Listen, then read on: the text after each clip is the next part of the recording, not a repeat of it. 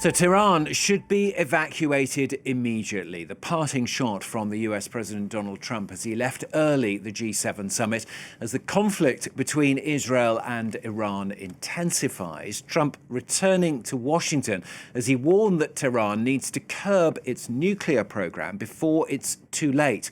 World leaders in the last few hours at that summit in Canada also issued a call for peace and stability in the region, but also added that Iran can never have a nuclear weapon.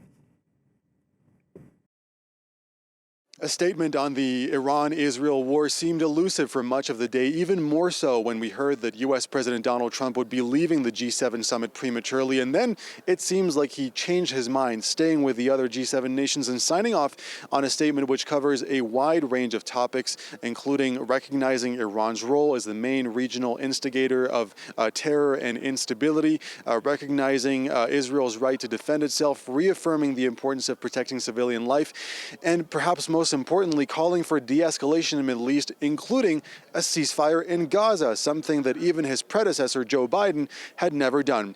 Now, what happens to the G7-1 now that Donald Trump is gone? Well, there is still a lot on the table on Tuesday.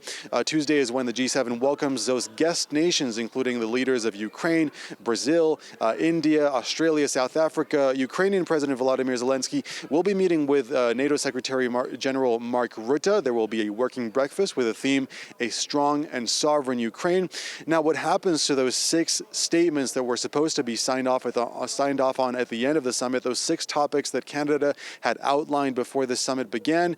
Can the G7 nations, the remaining G7 nations, sign off on those statements without Donald Trump? The host nation, Canada, the Canadian delegation, says they will communicate on that matter on Tuesday.